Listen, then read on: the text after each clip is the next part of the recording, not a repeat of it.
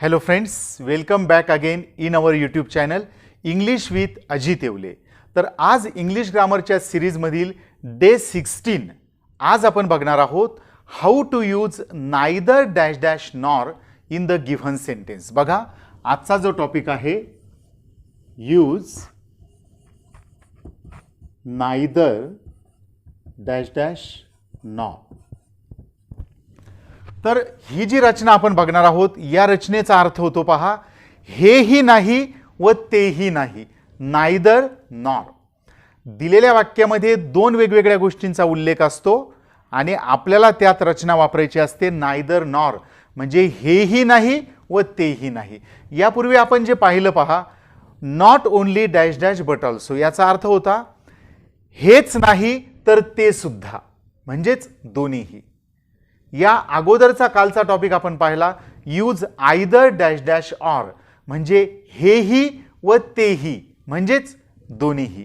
आणि आजचा जो आहे नायदर डॅश डॅश नॉर म्हणजेच हेही नाही व तेही नाही. बघा कसा वापरायचा आहे.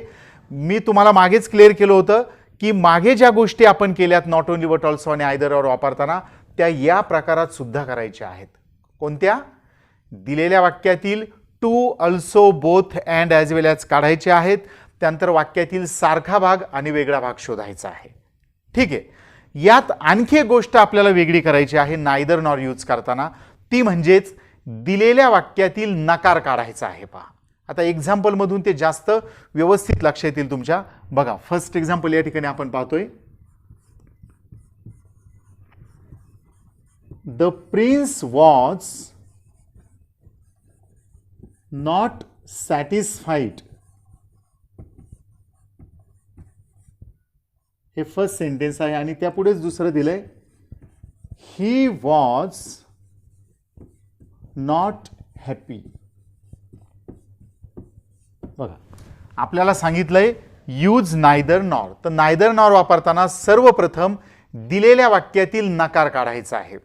म्हणजे दिलेल्या वाक्यात no, not, never, nothing, nobody असे जर कुठले नकारात्मक शब्द आलेले असतील तर ते काढायचे आहेत. No, not, never, nothing, nobody हे नकारात्मक शब्द काढायचे आहेत दिलेल्या वाक्यात, कारण आपण वापरणार आहोत नायदर नॉर आणि या नायदर व नॉर मध्ये नकार आहे.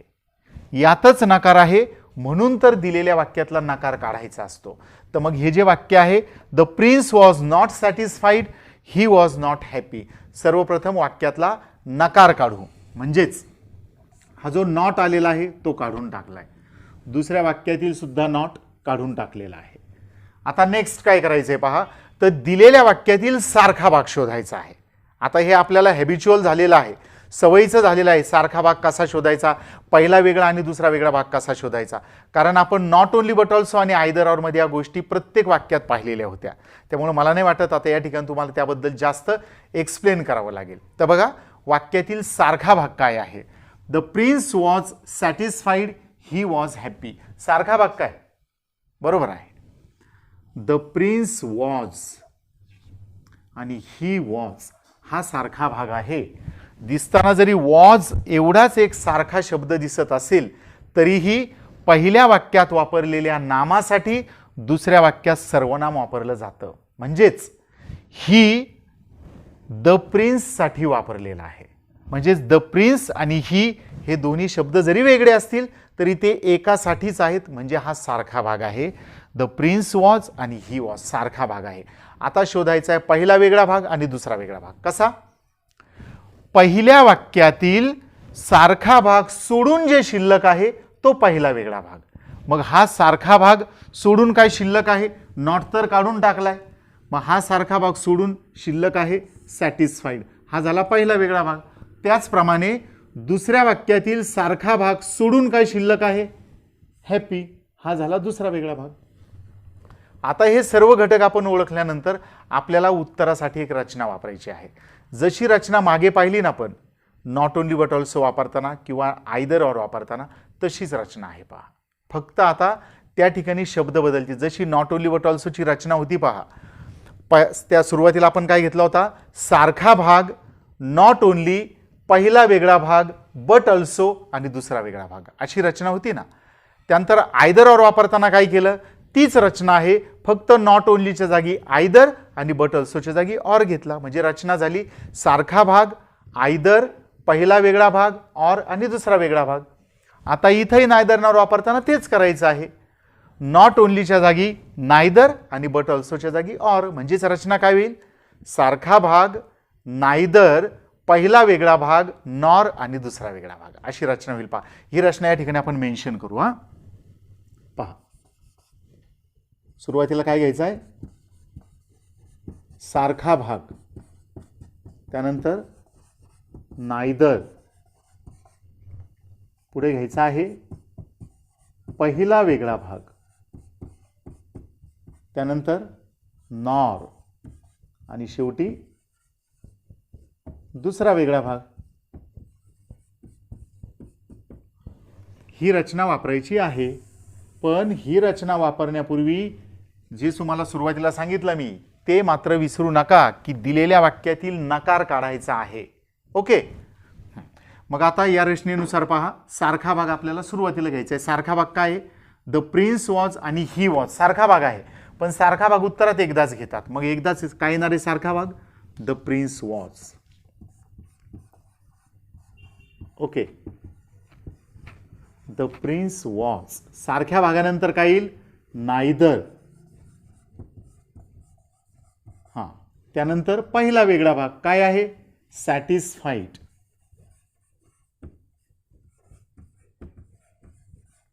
पुढे नॉर आणि दुसरा वेगळा भाग हॅपी. बघा, the prince was neither satisfied nor happy. वाक्याचा अर्थ काय झाला तो बघा. दिलेलं वाक्य होतं the prince was not satisfied, राजकुमार समाधानी नव्हता. ही वॉज नॉट हॅपी, तो आनंदी नव्हता. आता उत्तरामध्ये जे नायदर नॉर यूज केलं ते वापरून उत्तर काय झालं, अर्थ काय झाला तो बघा. The prince was neither satisfied nor happy, राजकुमार समाधानीही नव्हता आणि आनंदीही नव्हता. हेही नाही व तेही नाही, समाधानीही नव्हता व आनंदीही नव्हता. अशा पद्धतीने हे उत्तर झालंय आपलं. तर उत्तर लिहिताना ही रचना वापरायची. रचनेच्या अगोदर काय करायचं आहे, तुम्हाला दिलेल्या वाक्यातला नकार काढायचा आहे बरं का, ते लक्षात ठेवा. ओके, इथं वाटलंच ते मेन्शन करू आपण. दिलेल्या वाक्यातील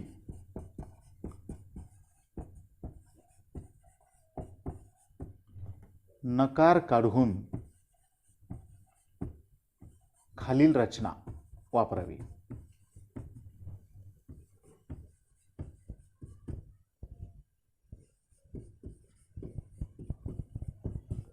बघा, दिलेल्या वाक्यातला नकार काढायचा आणि नंतर ही रचना वापरायची आहे. ठीक आहे, नेक्स्ट एक्झाम्पल पाहता या ठिकाणी.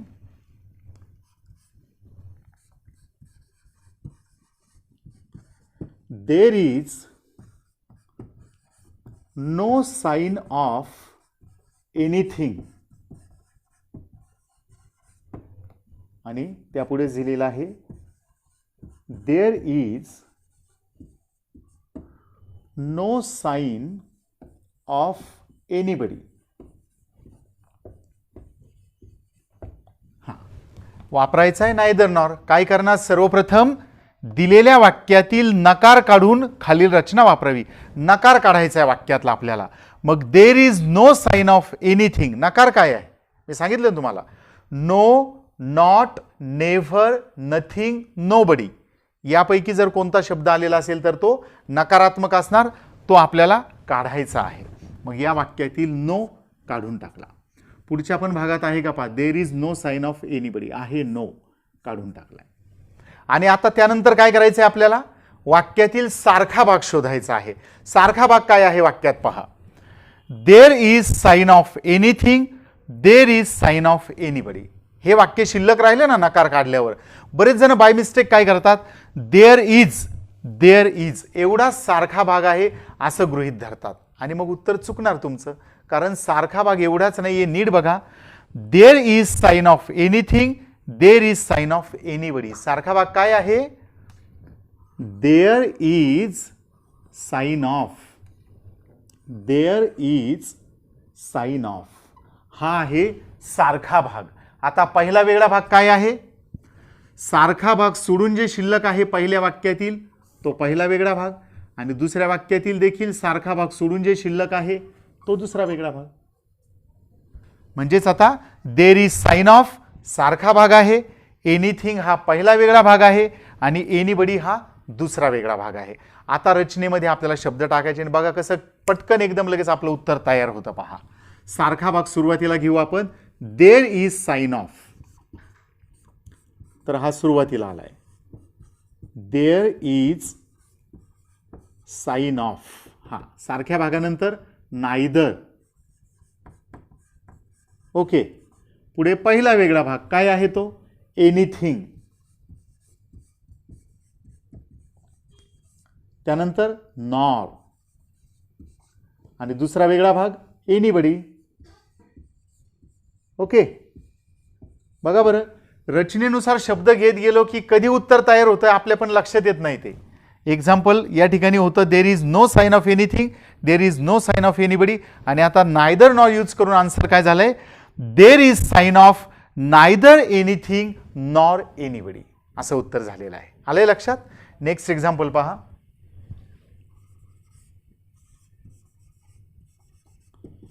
शी will not invest her money, आणि she will not spend it. हा, या वाक्यात नेहमीप्रमाणे आपल्याला नायदर नॉर यूज करायचं आहे. मग सर्वप्रथम वाक्यातील नकार काढायचा आहे. काय नकार आहे? नॉट काढून टाकलाय. इकडे सुद्धा नॉट काढून टाकला.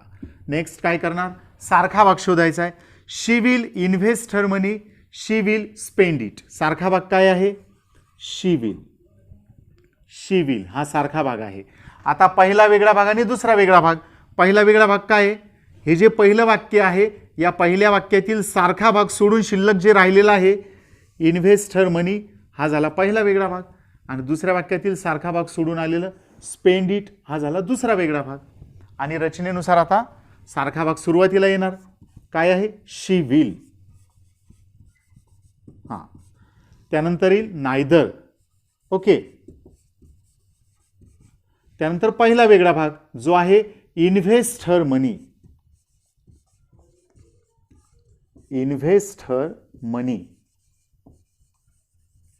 पुढे काय? पहिल्या वेगळ्या भागानंतर नॉर येणार, आणि मग पुढे दुसरा वेगळा भाग जो आहे स्पेंड इट.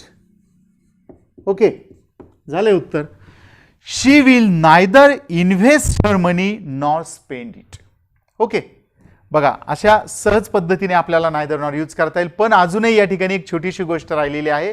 कारण तुम्हाला नॉट ओनली बट ऑल्सोच्याच वेळेस मी सांगितलं होतं की not only but also, either or, neither nor आणि ॲज वेल ॲज या चारही प्रकारांमध्ये ज्या सारख्या गोष्टी करायच्या आहेत त्यामध्ये पहिली गोष्ट होती दिलेल्या वाक्यातील to, also, both, and, as well as काढून टाकायचे. त्यानंतर वाक्यातील सारखा भाग शोधायचा आणि वाक्यातील वेगवेगळा भाग शोधायचा. हे तर आपल्याला रचना वापरण्यापूर्वी करण्याच्या गोष्टी आहेत. पण त्याचबरोबर आपल्याला काही एक्झाम्पल्समध्ये एक टीप वापरावी लागते आणि ती टीप सुद्धा या चारही प्रकारांमध्ये तुम्हाला उपयुक्त ठरते. ती टीप काय आहे? सारखा भाग दिलेल्या वाक्यात कुठं आलाय त्या संदर्भात ती टीप असते. पहा कोणती? सारखा भाग जर दिलेल्या वाक्याच्या सुरुवातीस नसेल तर तो सारखा भाग रचनेत शेवटी लिहावा. ही जी टीप आहे ही टीप आपल्याला बघायची आहे. त्या टीपनुसार कसं एक्झाम्पल होऊ शकतं ते सुद्धा या ठिकाणी आपण बघणार आहोत. हां, पण ती टीप पाहण्यापूर्वी या टाईपचं थोडंसं वेगळं एक एक्झाम्पल आपण अजून पाहूया. बघा, महत्वाचं आहे वेगळेपणा आहे बऱ्यापैकी यात. We did not drink tea. म्हणजे पहा या वाक्यातून यापूर्वी तुम्ही ज्या गोष्टी शिकलेल्या आहात ना वेगवेगळ्या टॉपिक्समध्ये त्या तुम्हाला इथं उपयोगात आणाव्या लागणार आहेत. हां, पहा, she did not drink tea, sorry, we did not drink tea, we did not drink coffee. अगोदर काय करणार आपण? वाक्यातील नकार काढणार. बरोबर आहे. हा नॉट काढून टाकला, इकडे सुद्धा नॉट काढून टाकला. बघा बरं, आता या नॉट काढण्यासंदर्भातच आता काहीतरी वेगळी गोष्ट आपल्याला करायची आहे. बघा, येतं एक लक्षात? म्हणजे या ठिकाणी 2 टिपा आहेत असं जरी म्हटलं आपण तरी चालेल. ही एक आणि पुढच्या टाईपची एक. इथे काय करायचंय? करेक्ट, अगदी बरोबर आहे. तुमच्या लक्षात आलं कारण तुम्ही अगोदरचे टॉपिक्स नीट समजून घेतलेला आहे म्हणून. पहा, जेव्हा कधी आपण वाक्यातील नॉट काढतो, आठवलं ना? हां, वाक्यातील नॉट काढल्यानंतर नॉटच्या अगोदर जर डू, डज किंवा डीड यापैकी सहाय्यकारी क्रियापद असेल तर ते सुद्धा काढून टाकायचं. बरोबर आहे. काहींना आत्ता सांगितल्यावर क्लिक झालंय, पण काहींच्या लक्षात आलं ज्यांनी ते टॉपिक्स नीट समजून घेतलेले आहेत. हां, बघा, नॉट अगोदर डू, डज किंवा डीड पैकी सहाय्यकारी क्रियापद असेल तर ते सुद्धा काढून टाकायचं. आणि माहितीच आहे की डू, डज किंवा डीड काढला तर नॉट नंतरच्या क्रियापदाचं योग्य रूप घ्यायचं. आठवलं ना? हां, मग योग्य रूप कसं घेणार? डू काढला तर क्रियापदाचं आहे तेच रूप घ्यायचं. डज काढला तर क्रियापदाला एस किंवा ईएस प्रत्यय जोडायचा.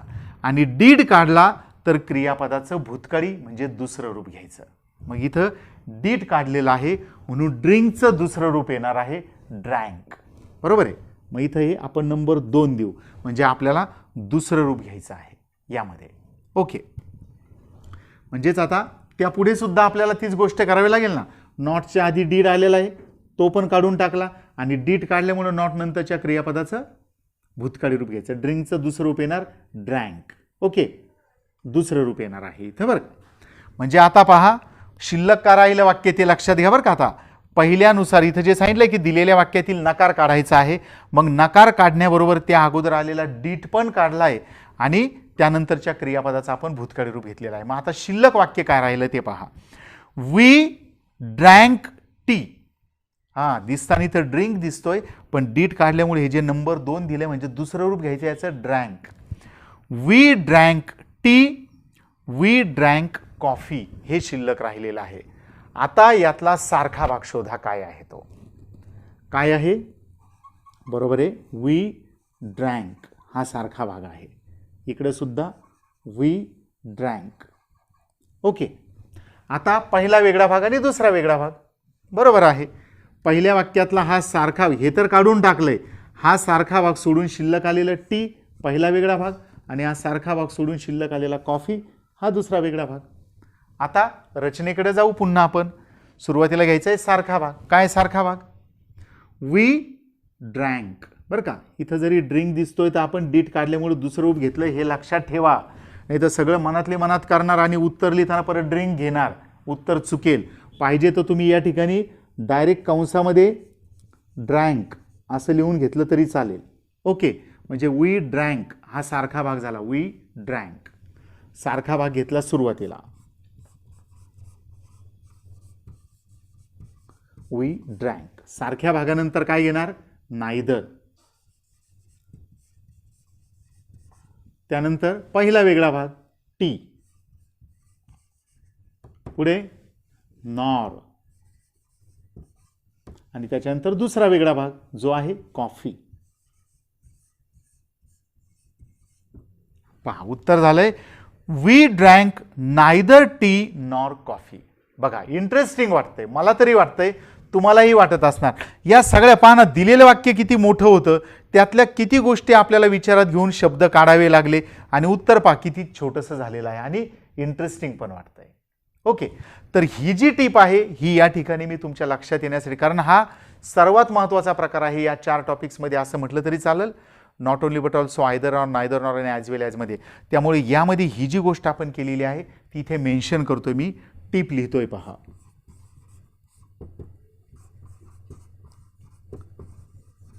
दिलेल्या वाक्यात नॉट अगोदर डू डज डीड यापैकी सहाय्यकारी क्रियापद असेल तर ते काढून मुख्य क्रियापदाचे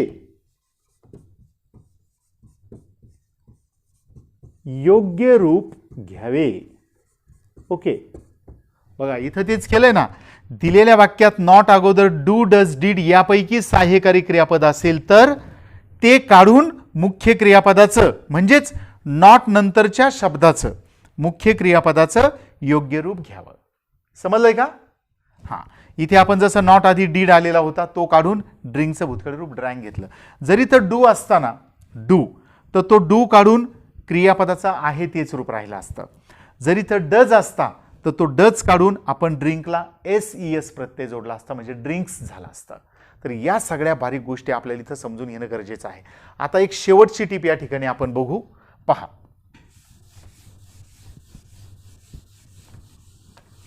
ही शेवटची टीप कशाबद्दल आहे तुमच्या लक्षात आलं असेल, कारण यापूर्वीच्या 2 प्रकारात सुद्धा आपण ते यूज केलेलं होतं. पहा,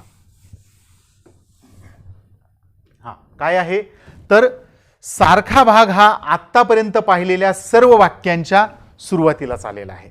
पण कधी कधी सारखा भाग हा वाक्याच्या सुरुवातीस नसतो. तर तीच टीप आहे. सारखा भाग दिलेल्या वाक्याच्या सुरुवातीस नसेल तर तो सारखा भाग रचनेत शेवटी घ्यावा. ही टीप आहे. हा,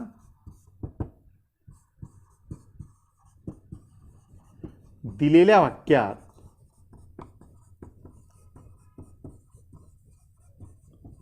सारखा भाग सुरुवातीस नसेल तर तो सारखा भाग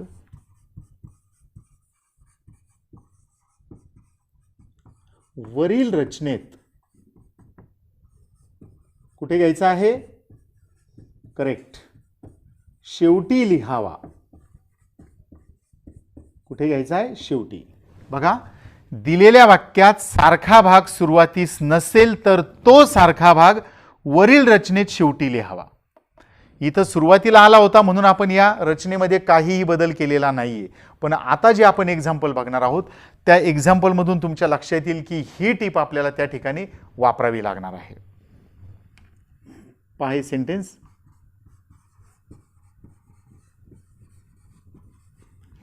राम डज नॉट, आणि हे वाक्य जर तुम्हाला सोडवता आलं तर हा संपूर्ण प्रकार तुमचा अगदी क्लिअर झाला असं म्हणायला हरकत नाही. नीट बघा, यात दोन्ही गोष्टी आपल्याला वापरायच्या आहेत. नीट पहा बरं का. म्हणजे मागे दिलेली टीप आणि ही टीप दोन्हीही. Ram does not dispute his strength, आणि पुढे दिलंय श्याम डज नॉट